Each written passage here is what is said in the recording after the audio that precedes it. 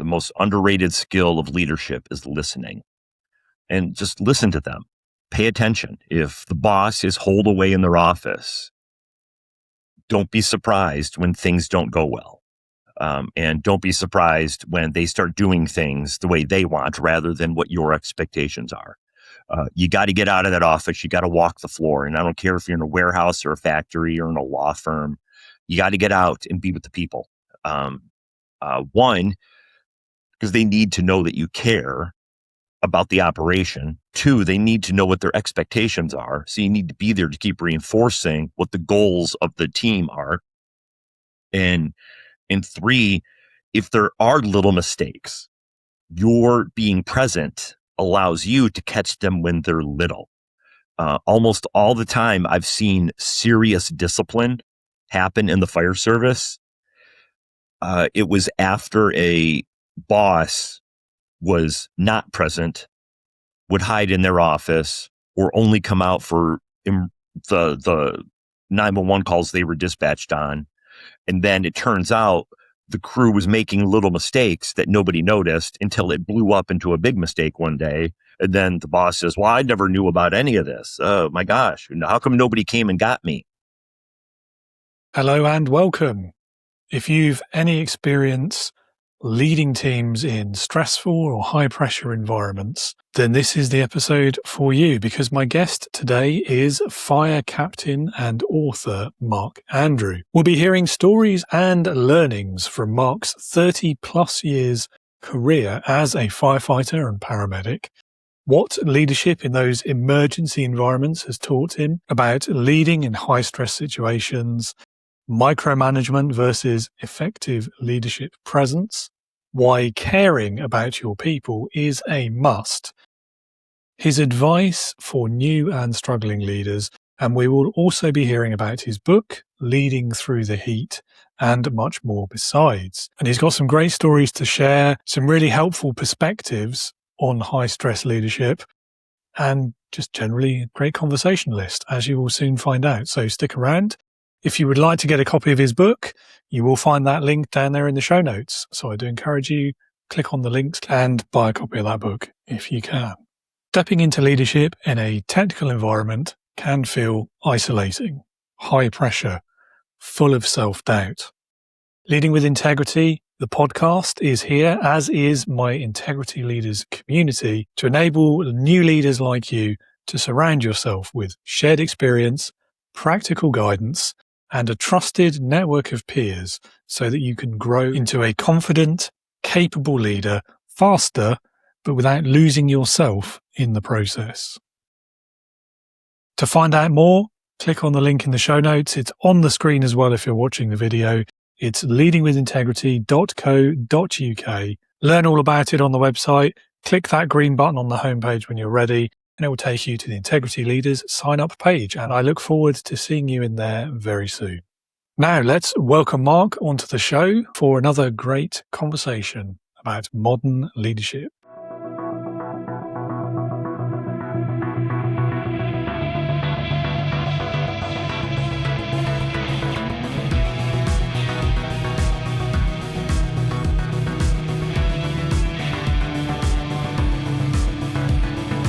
Welcome to the Leading with Integrity podcast. Leadership talk for the modern manager. With your host, David Hatch. Well, Mark, welcome to Leading with Integrity. It is lovely to have you on the show today. Thank you, David. It is a pleasure to be here. Well, it's a pleasure having you, yes. I'm going to push you in at the deep end, I'm afraid, to kick us off. Tell us a bit about your story so far, your career, what you do, why you do it. Just wrapped up a career of a little over 30 years in EMS and firefighting. Spent a couple of years with a private ambulance. After I got my basic EMT license, went to some trade schools, upgraded to paramedic, went to another trade school, fire academy, got my certification there, got a job at a part-time fire department. And after 7 years of just working in the field in entry-level work, building up the resume, I got hired by the city of Dearborn, which is on Detroit's west border here in Michigan. And I just worked 28 years for them. I was fortunate enough to make it up to the rank of captain. It was a job that I loved doing.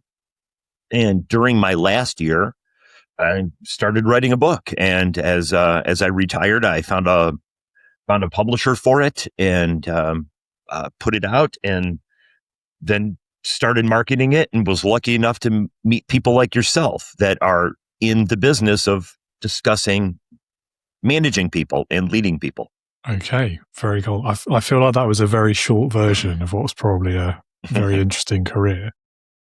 So for those of us perhaps not in the States or just not in the know, can you tell us a bit more about how the fire department system works over there? Like, what's the differences between, say, an EMT and a paramedic and a firefighter, and what do those roles all look like on the day-to-day? Absolutely. In the States, to be on an ambulance, you have to have a minimum of basic EMT or emergency medical technician license. And that is not only going on 911 calls for emergencies, but actually an ambulance that transports medical patients hospital to hospital, specialty to specialty. And so just on a transporting medical unit, that's the base level. It is advanced first aid. It is using an automatic defibrillator. It is being able to have some simple self-use medicines like nasal Narcan and epinephrine pens, and could put people on oxygen.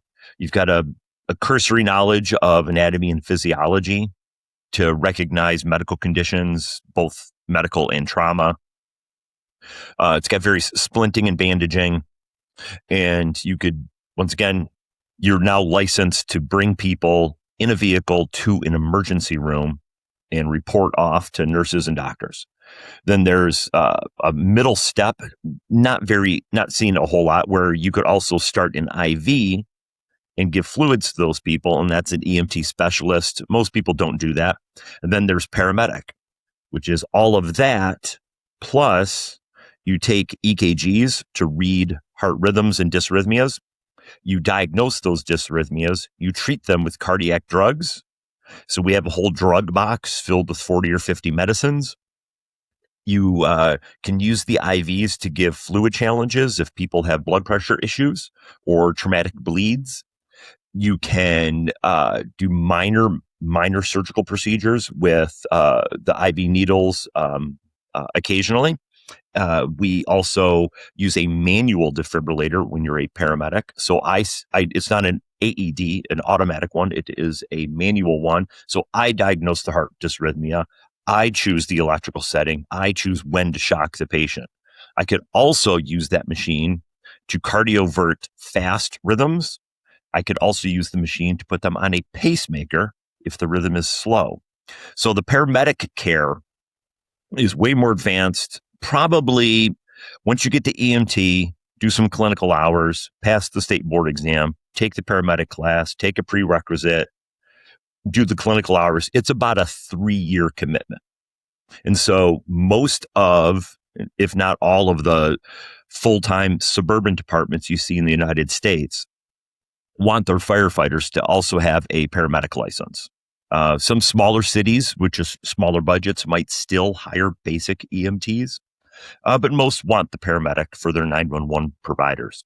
And so in the larger cities, in Michigan, it's Detroit, they have an in-house academy because they have such a large city and so many fires that it's important to them to train recruits in their way. The suburbs are smaller and are maybe hiring 1 or 2 people a year. There's no practical way to do an academy. So local community colleges and trade schools will put on a fire academy. And so you could just take a fire academy class and just go for 12 weeks. And it's like a little Army boot camp. And you come out fully certified as a state firefighter if you pass the physical agility test at the end and a written exam. And so most people that are into this line of work probably got anywhere from a 3 to 5 year commitment of education trying to get into the career field. And It's like I said, it's really rewarding. It's a lot of fun. It pays decent. You'll be taken care of, but it's more about the work, and it's more about wanting to help people in need. And so, I mean, I have to ask as well, like, what drew you to that line of work originally? What was it about that attracted you? My father was a firefighter, and Okay. coincidentally for the same city in which I work, and it's the city I grew up in. And back in the 90s, uh, it was incredibly competitive because when I had first started, I did have a paramedic license, but the first few years I was applying, I was only a basic. Michigan was making that changeover from basic to paramedic at the time. So when it was only basic, you would have no problem having 500 to 900 or 1,000 people in a high school gymnasium taking the written exam, trying to be a firefighter. And so it was very competitive back in the day, almost to the point where unless you had job experience in the field for a few years, they wouldn't even look at you. They wanted you to climb those bottom rungs of that ladder, learning the skill before you get into a full-time 911 environment. So after years and years of applying and bouncing around and building my resume and adding certificates, the city of Dearborn called, and it was the city my dad worked in. And so I would have gone anywhere at the time. I very much wanted to do this full time. And just coincidentally, that was the city that called. And it was a great 28 years. Yeah, it's kind of the family business then, I suppose. Mm-hmm. That's cool. That is kind of cool. Yeah, weird coincidence though. It really was, because it was so competitive. Back in the day, all of us, everybody I knew that was applying, some people were into it 5 to 7 years, just applying. We'd all see each other at the next test. We'd all see each other 4 towns over at their test, and you just got to meet people and know people. And then as years tick off, we finally started getting those jobs, and oh, hey, so and so went to this city, and hey, we hire on, and oh yeah, I remember you from that test 2 years ago, and so it was this fun cadre of dozens and dozens of people you just meet. Finally achieving that goal. It's way different now. One, here in the States, I don't know what it's like in the UK, but we have much less younger people wanting to go into the labor market. We have way more people going into tech and STEM fields. So our applicant pool is way down. The applicant pool is also way down because to get those entry-level jobs, working at a private ambulance, maybe being a tech in an emergency room, being a paramedic doesn't pay a lot of money outside of being a paramedic and a firefighter. And so at the community college I was teaching at, the paramedic license for EMT, paramedic, all the clinical hours, all the prereqs was more credit hours than the associate degree in nursing. But nursing's entry-level wage is probably triple, 300% higher than a paramedic wage. So we were just losing applicants because they didn't want to have to go through the lumps of climbing that ladder at that bottom scale, waiting years to get into the fire service. So we just started losing people to police work, losing people to nursing. And so now we, if we have 2 retirements in a year and put out a job application, we might get 4 or 5 applicants. And then we got to hope that of the 4, at least 2 of them can pass the physical agility and have all their licenses in hand and are ready to go. So the applicant pool has certainly shrunk, but I'm hearing good things about the labor sector in the States starting to make a turnaround for trades. And I hope that holds true. Yes. So, I mean, there's a lot of talk about that at the moment around AI and the sort of jobs that it's likely to be replacing versus the ones that it never can, or at least we hope it never can. And trades are top of that list. And hard to imagine an AI or a chatbot fighting a fire or treating someone in an accident or similar. At least Yeah, I don't know. I wouldn't want Another AI to be taking over healthcare personally, but that's just me. Like, exactly. I did hear one interesting thing as it pertains to the AI.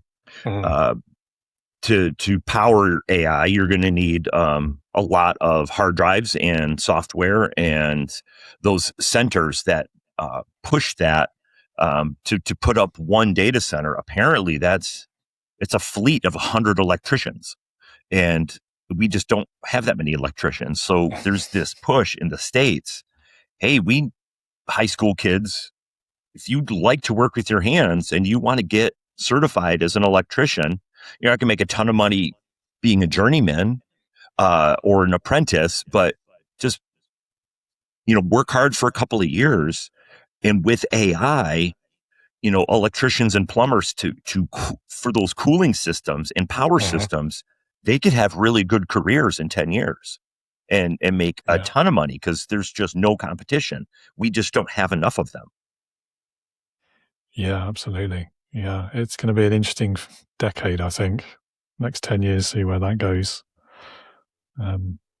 Yeah. So one of the other themes I think that's worth exploring now is this idea of leadership in stressful environments, which feels like it's going to play quite nicely to your experience. I hesitate to use phrases like the average workplace because I don't think that really exists. But for someone who might be listening who doesn't have a job like this, who works in an office environment and they feel like they're stressed every now and then, I mean, from your experience where stress is probably a daily part of the routine, isn't it, in certain situations? I mean, what lessons have you taken away from that sort of environment that might be useful to someone who is struggling with something like that today? While, yes, there are times that it is stressful, I spent time in my book talking a lot about the corollaries between what we do and what you would find in the corporate world or in any workplace, whether it could be a warehouse or a factory or an office with cubicles. You're just managing people. And surprisingly enough, in the fire service, the stress comes just as much from the day to day as it comes from the real emergencies. Because just people sometimes need help, yet it's not life and death. So a good portion of our 911 calls happen to be medical runs that are of a more routine nature. And if you get a lot of people that just don't have the means to get themselves to a doctor, or they are dealing with mental health issues that aren't acutely medical or life-threatening, it does stack up the 911 calls a day. So the station I was at when I retired, I would say on the weekdays, we would have anywhere from 20 to 25 calls a day for the entire station. A lot of the stressors that we deal with are from the non-emergent calls, because if you're you're on an ambulance and you're going on 15 calls in a day, not all of them are going to be life-threatening. And so you have a lot of your hours a day are just of a routine nature. And so, one, it's tiring to just be constantly going out on calls all day. And two, you've got to then not only physically be ready for when that emergency happens, you have to mentally be ready, because it is difficult to manage being in a non-emergent system for 7-8 calls or even 15 calls, and then you go 3 days and all of a sudden now there's something very emergent, and just being able to turn that on. So you've got not only the physical nature of just being in and out of the building for 24 hours and not sleeping a lot, we've got the mental stress of just being gone a lot, dealing with a lot of non-emergent runs, some minor medical emergencies, and then the occasional very serious medical emergency or a car accident or a fire. So keeping people on their toes, ready to perform, is, I think, one of the more desirable leadership skills that we see, because it's so hot or cold depending on the level of the emergency in terms of the stressors we deal with. I've heard similar but slightly different things from people in police work, people in the armed forces, about that sort of the extreme highs and extreme lows sort of thing, where you just spend a lot of time sitting around doing nothing, waiting for then this really short, sharp, very high stress situation. I mean, is that more stressful? Is that worse than like just a consistently high level, do you think? Or what's your experiences of that? I wouldn't say worse, but it's harder in a different way. Because if you want to throw into that, possibly some homeless population, and a lot of cities are dealing with that in the United States. That's a lot of calls a day for people sometimes that are just cold, and we'll take them to an ER, we'll take them to a shelter, the police will take them to a housing shelter, and then they just leave, and then we're going on them again in 8 hours. And so the stressor of just not being available for the people in your district who might need help because I'm on a mental health crisis in the same day. Those are the types of stressors. I like the way you said, dealing with the highs and the lows, whether it be police or the military or us. That is the stressor I dealt with more than dealing with the emergencies. And the flip side to that is when we have the real emergency, the gunshot victim, the stabbing, or the fire, those are such rewarding calls to be on, of having this fire to go put out. They're tasks that are legitimately fun to do. I get to have a crew break down a door, and we get to rush in with this hose and we chase this flame, and it's very adrenaline fueled excitement. So when we have a fire or we have a rollover where we use the jaws of life, you'll have a noticeable uptick in the morale of the crew, to where people are looking forward to coming to work the next day because we really got the pleasure of helping somebody in need that day before, and to do a fun, exciting, adrenaline-fueled job in the middle of it all. So the stressor for us is way more the fatigue of the day-to-day than it is the stress of the larger emergency. Fair enough. Yes. I've heard similar from a fighter pilot or two as well. The thing they've trained to do, the thing they joined up to do, and they get to do it for maybe like this much of their time. Mm-hmm. And so when they do, it's amazing, mm-hmm. Like the adrenaline, it's cool, like that sense of fulfillment and purpose. And yeah, this is what I'm here to do. This is amazing. Yeah, that's very interesting comparisons though. I guess the follow-up question then is, what have you learned from like a leadership and management perspective about how to get people through those highs and lows and those changing situations and try and maintain that steady, consistent level of readiness and performance? You know, this one just is straight up management textbook buzzword of just being a good boss. Be present, be available for them, listen to them. I say in the book, the most underrated skill of leadership is listening, and just listen to them. Pay attention. If the boss is holed away in their office, don't be surprised when things don't go well. And don't be surprised when they start doing things the way they want rather than what your expectations are. You got to get out of that office. You got to walk the floor. And I don't care if you're in a warehouse or a factory or in a law firm, you got to get out and be with the people. One, because they need to know that you care about the operation. Two, they need to know what their expectations are. So you need to be there to keep reinforcing what the goals of the team are. And three, if there are little mistakes, your being present allows you to catch them when they're little. Almost all the time, I've seen serious discipline happen in the fire service. It was after a boss was not present, would hide in their office, or only come out for the 911 calls they were dispatched on. And then it turns out the crew was making little mistakes that nobody noticed until it blew up into a big mistake one day. And then the boss says, well, I never knew about any of this. Oh my gosh, how come nobody came and got me? Whereas the boss who's available every day generally can just say, hey, I noticed this little thing. Why don't we hold a training class on what the expectations are or how this tool works or what this medical protocol is. And let's build everybody up. And then I can give them expectations. You're catching these things when they're little and never allowing them to grow. Yeah, I think there's something in there about like team culture, organizational culture, like the norms and expectations, the way we do things around here, all that kind of aspect of it.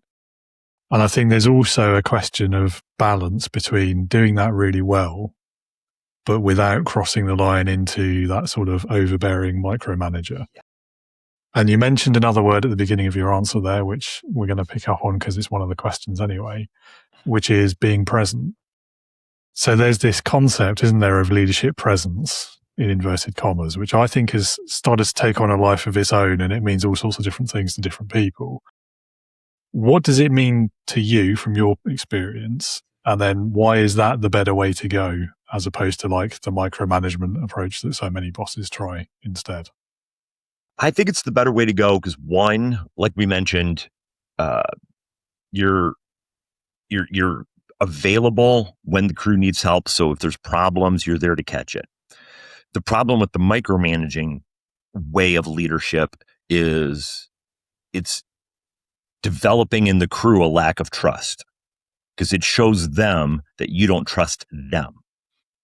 So there's just the whole esoteric view of the boss doesn't trust us, and so we don't feel valued. There's the whole practical sense of micromanaging, which is now they're not learning by doing. And so there's a double-edged sword there. You're cutting the crew's legs off two different ways. One, because you're not trusting them, and two, they don't physically get the repetitions to now learn and sometimes make mistakes and learn from those mistakes. And so I knew from the beginning I did not want to be a micromanager. I knew early on I wanted to be a lieutenant and a company officer.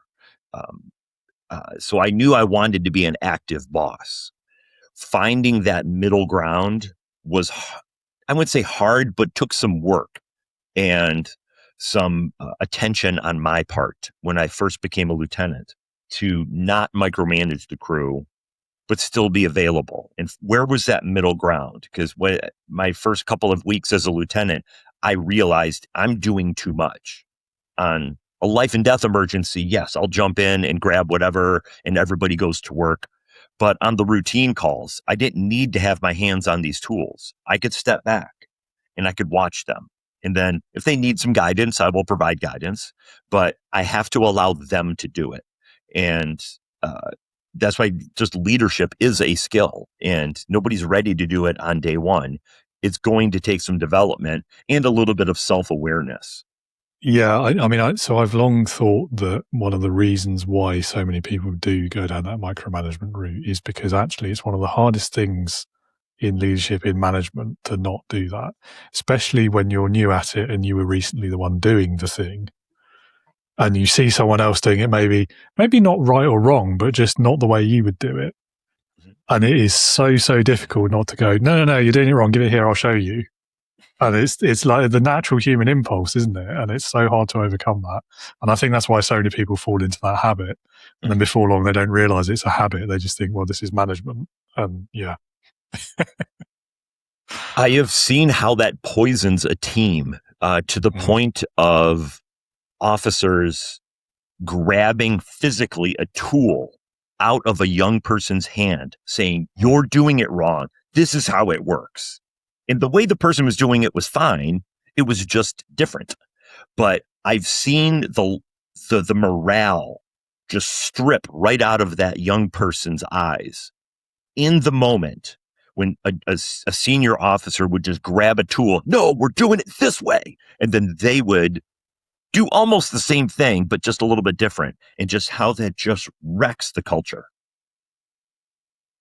Yeah, I mean, it's very hard on the individual, isn't it? I mean, it's depending on how badly and how like aggressive they are about it. It can be genuinely quite demeaning when you're in that situation. But also, like the message it's sending to everyone else about your approach to leadership, like I know best, and everyone else just toe the line kind of thing. I mean, you're never going to get like creativity and innovation and people going above and beyond, the kind of things that any business owner, any manager wants, but isn't going to achieve unless they're also able to be a leader. Oh no, that's a perfect choice. And you gotta imagine that you could pick any successful corporation today. I can't imagine at a Tesla or a SpaceX or an Amazon or at Google that any of those leaders in industry on our planet today were stifling creativity from middle managers micromanaging people. The reason they had that innovation is because they empowered their people. It wasn't just Jeff Bezos who managed all of Amazon. He had an incredible creative team, and 20 years later, of hundreds of people all contributing, they built one of the biggest corporations we've ever seen. Yeah, it's an intriguing example, I have to say. In fact, all three of those ones that you quoted were, because I think they've all got that well-known figurehead at the top who maybe doesn't live these same practices themselves. But then there's also, I think, a question of scale, isn't there? Once you get that big, like it physically doesn't work if any one manager is trying to run around doing all these things themselves and showing everyone how to do it. So like it's a necessity. I don't know whether it's a cause or an effect, though, which way around it is, whether it's they had to do it this way because they're that big and it's not possible otherwise, or they got that big because they did it this way. I don't know. Maybe it's a bit of both. But I could imagine at the startup angle, it's a little more individual. But yes, like you said, when they're that big, it scales. There's another leadership book, Mick Spires, he's from Australia, and he wrote a book called You're a Leader, Now What? And he says right in the second chapter, he goes, once I made it to vice president of this corporation, big, tall office building, I got a whole floor of people. I'm the vice president of this division. And I realized after a month, I am killing myself. I'm working 18-hour days. I got my hands in every project. I'm burning the candle at both ends. I'm just running out of time in the day to do all this stuff. And then every time I get pulled into a board meeting or I get pulled out of town to go check the factory floor or the production line in this other area, and I left my crew behind in the office, they were completely unprepared to run anything in my absence. And then I realized, oh my God, not only am I physically running out of time to do the physical stuff, but just in a culture sense, I haven't prepared anybody to step up. So he says, I had to fail at that. And then I realized after a couple of months, every single thing I do from here on out is going to be education and coaching. I will never do anything in isolation. And I love those words. Don't do it in isolation. Every project he was tasked by the president of the company, he brought in one of his subordinates and said, here's what I'm doing. Here's why I'm doing it. And let them watch and learn. And then after a year, he's now got a cadre of 10 people that all have job skills. It's one of those things where, I mean, it reminds me a little bit of that truism for like early career management of like never be the only person who knows how to do a thing, because you'll never get promoted and your career will stall because they can't afford to move you because you're the only one who knows how to do that thing and they need that thing to happen. But it's, you see it in business owners as well, especially in like the startups, the small businesses. I think in those environments, it's a cost thing. Like if I don't do it, I have to pay someone else to do it, and I maybe can't afford to do that. Mm-hmm. But it becomes habitual, and then suddenly you've got to this point. I don't think there's anyone really honestly starting businesses so they can keep doing it themselves forever.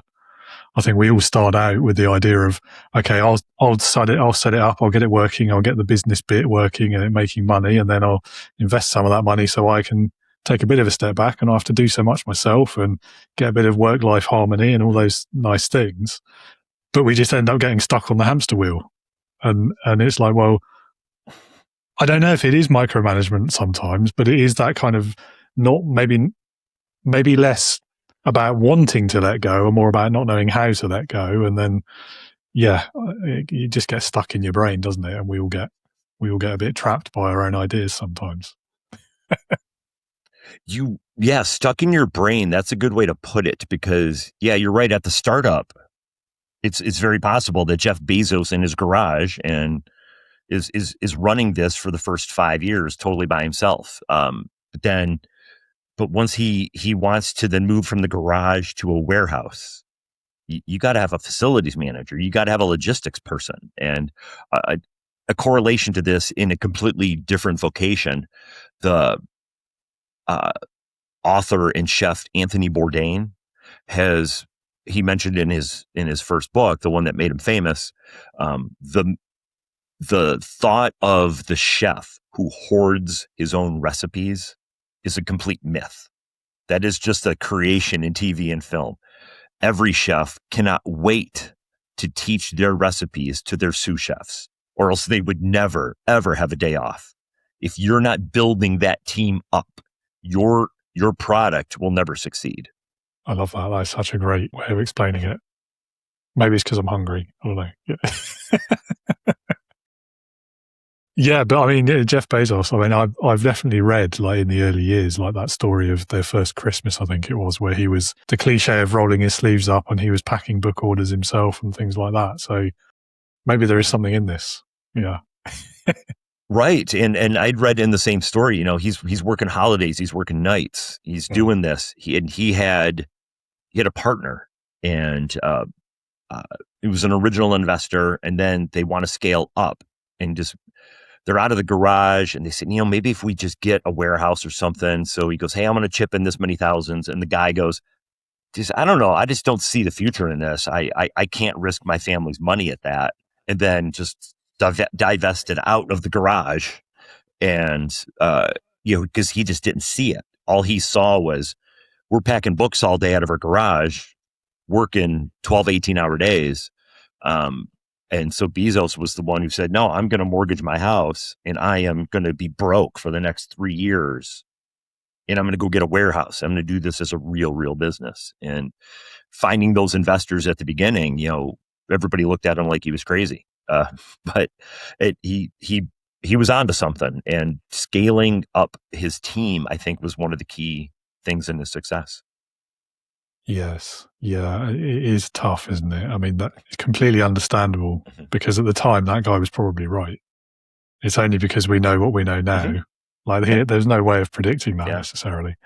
And I do think, like, much as the billionaires might like us to believe otherwise, I do think luck and timing have a big share in some of these things turning out as they have. Oh, absolutely. Okay, so another word that you hinted at earlier, which I'd like to explore as well, is caring. Because I've found this in some circles to be quite controversial when you talk about leaders who care about their people. And you get some of the cliches and the sort of indignant responses about, well, it's not my job to care. I'm here to make sure the shareholder gets their value, or the bottom line, or whatever else it might be. Now, I obviously disagree with that. I have a feeling you will as well, but I'm going to ask you the question anyway. So from your point of view, why does caring about your team matter? And what does it look like when we get it right and do it in the right, meaningful kinds of ways? I think it matters because, one, it's just, in a human emotion sense, the right thing to do. But in a practical sense, it leads to better performance. Crews that are managed through browbeating and intimidation are always poor performers. They're only responding to fear. They're only responding to the threat of discipline. They're not, like you had said earlier, they're not innovating. They're not trying hard to think of new ways to do things. And so when you care about the crew, or in a lot of management texts, I call it empathy. When you have empathy, a lot of people mistake that as weakness, and it's not. So while I could be caring and empathetic, doesn't mean I have to be soft. It just means that I care enough about them to make sure that their development is going well, that their education is going well, and that they are provided the right amount and the right resources to do the job well. Because if I don't care about those things and it turns out that they were missing some equipment and I didn't facilitate them with the people filling the equipment orders to get them the right supplies they need, I'm only setting them up to fail. And so by me caring, it not only improves the day-to-day work because they now are going to have the tools to be better. They're going to want to be better because they can see themselves being supported. A lot of people also think empathy and caring means a weakness of being their friend or their buddy, which is fine to be friends with people. But a lot of the times, when you care about them, it means that you're holding them accountable. So I've seen some bosses that are so worried about being friends with people that they would let mistakes go because they don't want to be too hard on people. That's not caring. The true caring is caring enough to be honest with them. So when somebody makes a mistake, you could pull them aside and say, hey, I saw this thing and it didn't go well. Tell me what happened. What were your thoughts? What did you see? And let's train this up. So for me, holding people accountable is one of the best ways to care about them.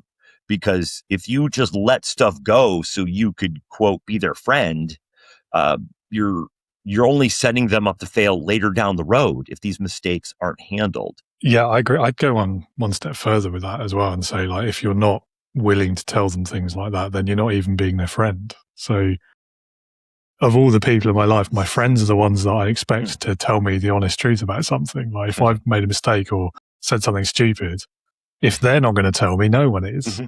Like, so that whole rationale of you're not telling them the truth because you want to stay friends is, I mean, that's a fallacy as well, isn't it? Absolutely, it is. Yeah, your friends should be able to tell you the truth. Yeah. I mean, you want them to, don't you? About most things. Yeah. And I think you really hit the nail on the head right at the beginning of that answer as well, about the fear point of view. And again, like this whole sort of old school management style thing, that ruling through fear, like you wanting people to be stressing about things because you somehow think that gives better performance. It absolutely doesn't, for all of the reasons you've said, but also like if you're forcing people into that kind of fight, flight or freeze position, how much of their brain capacity is being taken up worrying about what you're going to shout at them about next, or what the consequences are going to be of that next little mistake that is probably out of their control anyway. What that means is they're now more likely to make those mistakes that you think you're beating out of them, in inverted commas. Like it's just, again, it's fallacy is the word, I think. And I've never really understood why that is so prevalent certainly in the business world. I'm sure it's not restricted to that. Other than that's just the sort of management I experienced, therefore that's all I know, that's what I'm going to do as well. Which is a pretty sad state of affairs, isn't it? It is. And that's why I do mention in the book, I don't hold a grudge against bosses I've had in this job or in prior jobs that struggled, because a lot of the times it was the way they were taught. They just didn't really have the, whether it be the education, the job experience, or even just the enlightenment of being a better manager.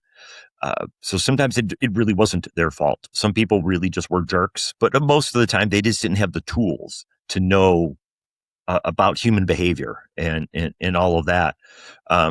And yes, what you had said about in the business world about you don't want people being led by fear. I actually mentioned that in the book because that's a thing in fire and medicine. I've got a lot of times on a medical run, a few decisions to make, and I don't have time to keep running them up the chain of command, waiting for an answer. So I would always tell the youngest people on the job, I said, make the best decision you can medically for the patient in the moment. What's the best thing that serves their medical needs? And if you have their needs at heart, then if a mistake happens, don't worry about anything. I got your back. And we could always work around it. But if they're making decisions based on whether they think they'll get in trouble, then it just hampers the entire operation because now decisions are being delayed. And that's lack of decisiveness can make a difference in a medical scene. Am I taking this child to the pediatric center, which is miles up the road, or am I going to the closest hospital? Am I going to take this burn patient to the closest hospital to just establish an airway, or am I going to travel way, way up the freeway and go to the burn center? Am I going to stay on scene and manage this thing, or do we got to start driving right away and hurry up and get to the ER? They're decisions that need to be made right there in the moment, and they don't have time to get on the phone and call me. Yeah, I think there's a great lesson to be drawn from that for less severe, less high stakes situations, definitely. But that core logic of make the best decision you can with what you currently know, I think that would solve a lot of like the decision paralysis in businesses the world over. Yeah, and I could imagine if you're in business, you're in accounting, you're in a law firm, that you're dealing with this contract or this purchase order, that worker sometimes just has to approve or disapprove of this paperwork right now. And how many production layers are going to be delayed if they have to email a boss and wait for a reply? And I have a quote in the book. I had met at a public event former mob boss Michael Francesi. He's an author and motivational speaker, and he had worked in the 60s and 70s in the New York Mafia and made his way up pretty high, and did a jail stint and has retired from mafia life and leads a very, very productive life speaking out against that.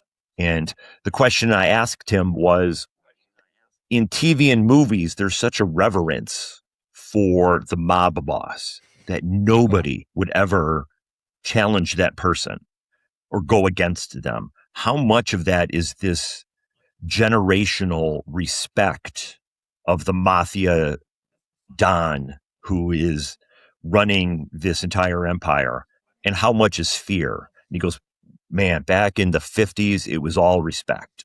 It was this family thing, and everybody goes back to Sicily, and this is a centuries old tradition we're in. He goes, but now it's all fear. And I said, does it work? He goes, absolutely not. When you lead by fear, you always run the risk that one day they're going to fear somebody else more than they fear you. Ooh, yes, that is a great quote. Loved it. Yeah. Mm-hmm. Spot on. Awesome. Well, the next question I have for you is, I guess it's pulling together everything we've talked about so far, really. For that new leader, that first time manager, whatever industry or situation they're leading in, what would be the best piece of advice that you could offer them? Before you become the leader, pay attention to the job and be good at it. Have that reputation of knowing your work and producing results before you become the leader. Don't be the guy in the background, the person who just does enough to get along, the person who, whether through laziness or lack of ambition, just doesn't lead on projects. Don't be the person who's skirting the rules or cutting corners, because it's really hard to be known as the lazy worker. And then all of a sudden they promote you to manager. And then all of a sudden you're going to flip a switch and then I want this and I want that. Give me 2 of these and 5 of them. That never works. You can't flip the switch. Lay the groundwork of performance and expectation years before you get promoted to boss. Yeah, I think that's great advice. It's that leading by example piece, isn't it? And it's Yes. Yeah. I mean, you were talking earlier about how there are the occasional jerks, but most people, it's just, they just don't know a better way. I think a lot of the times that comes down to confidence as well. Now, having said that, and this will tie together briefly in a minute, there's been at least one of those types in my career. I don't know if jerk would be the word I would use, but it's probably a publishable one. Where they definitely were just doing it for the wrong reasons. And the reason why that memory is triggered for me now is this leading by example piece. So it's the expecting others to do something you're not willing to do yourself. You get really het up about whether people are at their desks from 9 on the dot until 5, but you don't show up 3 days a week. And when you do, you're not in till 11 and things like this. And it's that kind of exactly what you're talking about. It's why should anyone follow you or do the things that you need them to do if you're visibly not willing to do it yourself and you have a track record of not doing it yourself? And it's an overlooked thing, I think. People kind of put too much emphasis on the title and the promotion and the status side of it and assume that will just carry them through. And it absolutely won't, especially not these days, if it ever did before. Yes, and we absolutely have examples of that in a professional fire department. The common one is we have a uniform policy, and so we're there for 24 hours. So you can't be in the button-up pressed uniform for the entire 24. But we usually do daytime. You got to have the button-up uniform on, and then in the evening they allow you to wear the T-shirt and then when you go on a call, you could put the uniform back on, but they allow you to relax in the evening. And I have seen officers try to discipline a young person for not having the button-up uniform on at noon when he is wearing a T-shirt that's not even department related from some concert he was at, and he's wearing sweatpants. No, you can't discipline the person for not being in uniform when you're physically in the moment not wearing a uniform. So yes, I've seen that in a more emergent sense. There's a fire, it's over here, and your crew shows up, but you're just kind of hesitant and don't want to do the hard labor. So you wait for another crew and say, hey, the fire's down there, guys. I'm going to stand back here and supervise. And then they're going into the dangerous environment while you're standing back with your coat open, looking majestically over the scene and pretending you're some sort of military commander. No, you've got to be willing to go in with them. Yeah, I think situations like that is all the more important. And it reminds me of one of my favorite quotes on leadership, which was actually from Nelson Mandela. And I trot it out quite frequently, but I always misquote it. But the gist of it is like, what people want from their leaders, it's not to stand at the back and supervise, to take your example, when there's danger around. When things are dangerous, when the stakes are high, they want the leader at the front, between them and the danger, ideally. And then when that's passed, or in other situations where maybe the stakes are lower, that's the time to be at the back, putting them forward and giving them credit and giving them the opportunities. And I think that's one of the most important fundamental principles of good leadership to me. Yes, being between the danger and them is so apt. And it's not only the physical danger. It could be also the perceived or the more esoteric, administrative danger. So it's not only, if we're at this fire, I want to go inside, check the conditions, tap the floor with my axe to make sure the floor is sound. We've got a safe place to work. We could put this fire out, and I'm observing the conditions so my partner doesn't have to worry about that. So there's the physical, I'm in front of them, checking for safety. There's also the day-to-day, knowing that if anything ever goes wrong, we've made a minor mistake, or something didn't go right, that they know that if the boss is mad, I get called in the office. The boss will talk to me. I'm not going to have one of the bigger chiefs yell at the junior guy. No, he yells at me, and then I will take that information and run it down the chain of command. I've far too often seen a boss say, I didn't know this was going on. It's this guy's fault. And then all of a sudden the junior guy is taking all the blame. No, if you're going to be the leader, you take the blame and then pass it down if warranted. And sometimes if it's just a nuisance complaint, then just suck it up and take it and protect your members. That's your shield is you shield them. 100%. And I think that second example is something that works in any workplace. In fact, it was exactly the kind of example I was going to give you anyway.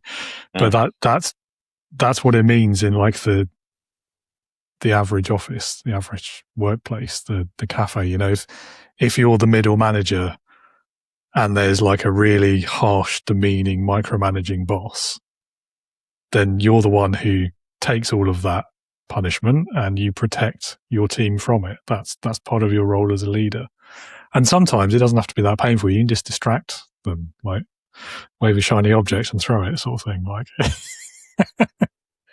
right. And most of the time when you make it, and I would assume it's like this in the corporate world, when you make it to middle manager, you have a layer of protection. So you should have nothing to be afraid of.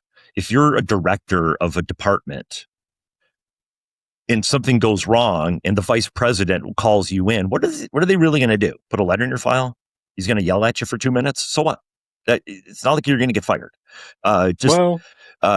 Take it and tell them, I've got this handled. I will educate the team. We will be better next time. Absolutely. Yeah. I mean, it depends on the company. Sadly, you might just get fired if you've got a particularly fickle boss. It can happen. But I think if that is the situation, then you're better off out of there anyway, frankly. So, you know. Yes. Also, Mark, I've really enjoyed this conversation, I have to say, and we've gone off on some lovely tangents and barely covered any of the questions. So if you have time, there are 2 more that I would love to ask you. Plenty of time.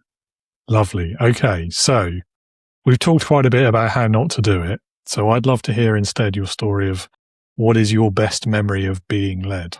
My favorite memories almost every time were when we were at a scene that is somewhat a real emergency, a fire, a major car accident or semi-truck rollover accident. And my boss had enough years of experience to have seen this before. And they would say, I want this, I want that, I want that. And all those 3 things would be the perfect choices for what we needed in the moment. And then I would come back and say, wow, that's not only a leader who was being decisive, he actually had the background in the training and the years of time building that foundation, that the decisions this person is going to make are going to keep me safe and are going to lead to positive outcomes. So I liked watching leaders that had the tangible job skill of making the correct decision in the moment. And every once in a while, a decision wouldn't work, but they were self-aware enough to recognize it. Oh, that's okay. We're going to pivot and we're going to do this other thing instead. And then that would work. So they not only knew what's probably going to work, they knew what to do if conditions changed and they knew how to adapt. And that isn't the kind of thing you can learn some of that from a textbook, but so much of it is just being out in the world and doing the job. So I loved leaders who not only were decisive, but had track records of success. Yeah, I was talking to someone yesterday about this word decisive and the kind of, I don't know if it is a misconception on reflection now, but I think there is this, we put a lot of weight, a lot of stock in that idea of like the decisive leader, which usually is defined as the person who can make a decision quickly. But I think what actually it is the person who can make the right decision, whether it's quickly or not, will depend on the circumstances. Obviously, in that sort of situation, fast matters too. But I think what we overlook when we define it that way is how those leaders got to the point where they could do that. It's the decades of experience in similar situations of making the wrong decisions, learning what not to do next time, and then gathering all of that expertise together and then being able to reflect on it. And as you said, be self-aware enough to acknowledge, recognize, and learn from, okay, that decision that I got that wrong that time. Next time, I'll do it this way instead. And I think that's the important part of it that we lose in a lot of this narrative about quick decision making and decisiveness and all those other sort of buzzwordy type approaches to it, which doesn't diminish, of course, the value in being able to make decisions. That's great. Like you said, so much of it is not only making the right decision, but making that pivot, learning from the prior one. It's so key to being a decision maker. I love that you brought that up. Yeah, absolutely. Cool. Okay. 2 more questions. I'm going to be cheeky. I know I said 2 more just now, but it's 2 more again. I promise I won't keep doing that though. If you could go back in time and start your career over again with what you know now, is there anything you would do differently? Probably not outside of like individual just mistakes or embarrassing moments. But I've always looked back at the mistakes I made on the job or becoming a senior firefighter where I'm now training the young guy, or I became a driver and I'm now training the middle senior guy to operate a fire truck. It was those mistakes that I learned from that made me able to be the officer that I was. So I tend to not reflect too much on the mistakes because to me, they were so valuable. I think that answer says a lot about you, and it's quite a common answer, which I think speaks to the caliber of guests that I'm fortunate enough to get on the podcast. Absolutely. Yeah, but it's everything we were saying before, I guess, isn't it? It's that self-reflection piece. And you're right. I mean, it's a paradox, isn't it? Because if you go back and change the mistakes, then you wouldn't have made the mistakes in the first place to have learned that they were mistakes to go back and change them. And yeah, I get a bit confused at that point. Absolutely. Okay, Mark, last question. This one's often my favorite one because I get some really cool answers, but it's called Leadership Heroes. Leadership Heroes.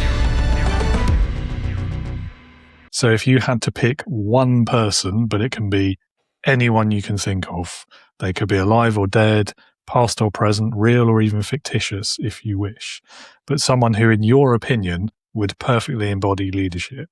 So who is that going to be for you and why?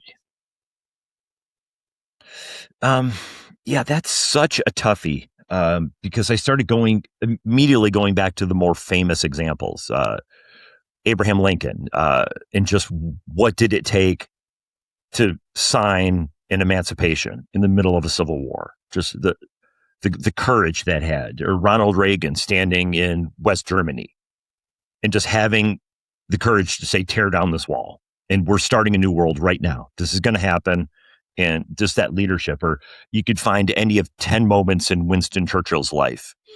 I'm going to go with more of a modern one. I can't say like hero, but the amount of respect for what he does. There's former Navy SEAL named Jocko Willink, and him and his military partner, Leif Babin, have written a book called Extreme Ownership. And they do motivational speaking and podcasting and leadership training and leadership seminars and leadership coaching. What I like about what they do is they have brought leadership talk and leadership thought out of the corporate world and brought it to so much more of the common man. When they speak, it's so much common sense of caring, empathy, listening to your team. And they apply it to being in a battlefield as a Navy SEAL. But they're so good at making it applicable to any workplace.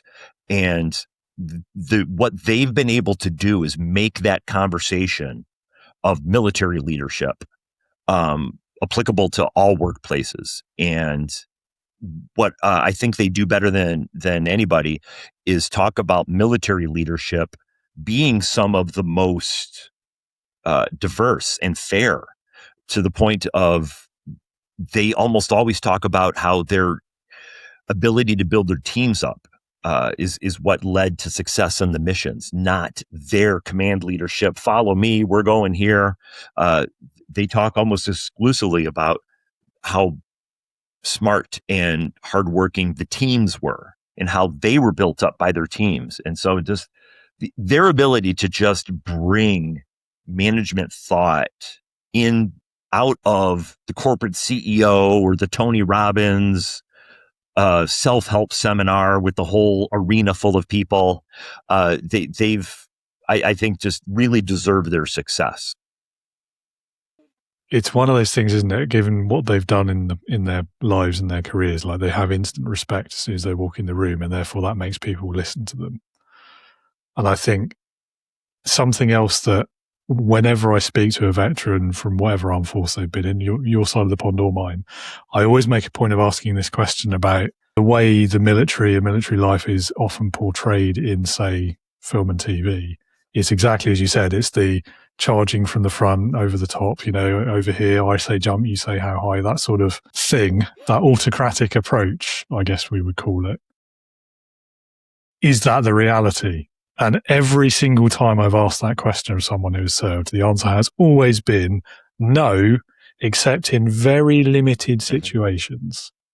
And actually, they then go on to talk about usually like very collaborative leadership processes, a lot of back and forth, a lot of asking the opinions of the people on the ground and doing the actual jobs and listening, and very much the opposite of what most people would expect or understand it's like to work in the military, let alone lead in the military. So I do find that quite an intriguing difference, let's call it. Yes. My experiences in speaking with veterans is exactly the same as that. The dynamic of the drill instructor and the recruit is exclusive to basic training. Once you're on a team, it is very, very collaborative. And most of the military veterans I've talked to had said, it is very rare I've been told exactly what to do. They gave us the expectations. They gave us the training. And when we got put into battle, the boss would say, all right, here's what we need. Here's what I need done. How do you guys want to accomplish it? And they would put it on us. And we would say, I'd like to do A, B, and C. And the boss would say, good, go for that.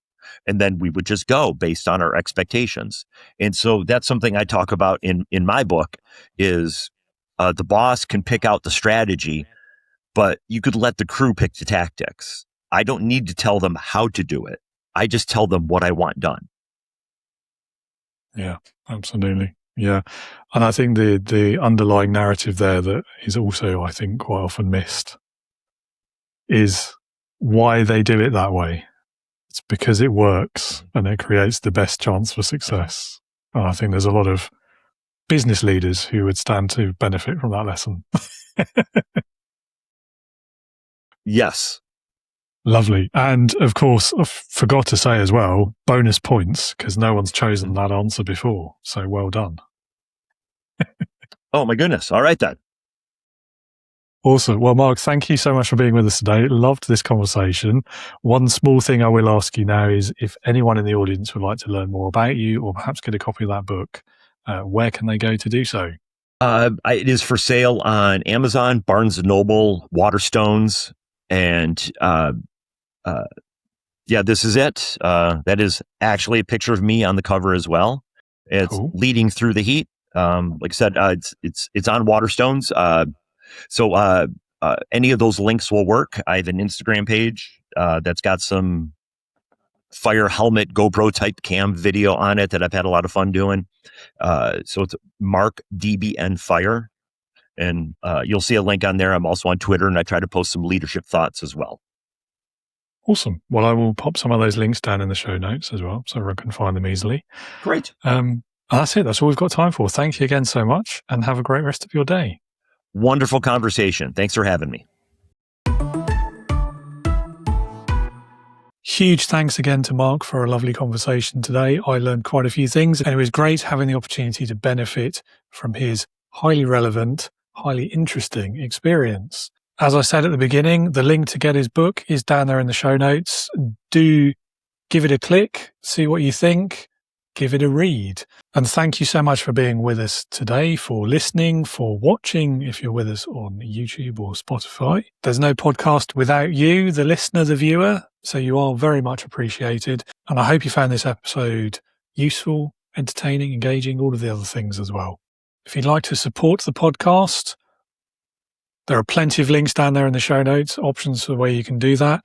If you are a new leader, if you're feeling isolated, perhaps the imposter syndrome is tapping you on the shoulder right now, do come and have a conversation with us at Integrity Leaders, the online community for new leaders leading in technical, highly specialist environments. You're welcome to come and join the community straight away, or you can reach out to me if you'd like to have a chat about it first. Either option is fine, no judgment either way, no pressure either way, but the options are there. The website is on the screen and in the show notes. It's leadingwithintegrity.co.uk. And there's plenty of free resources on that website for you as well if you're not quite ready to make a commitment yet.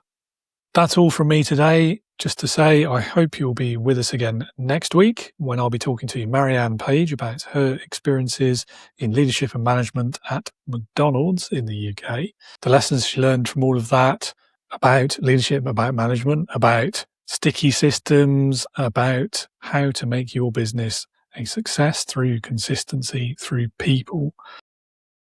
So don't miss that one. Great conversation and some great advice in there for any new leader, new founder, struggling manager. So I hope you'll be back with us next week. And until then, as always, be a leader, not a boss.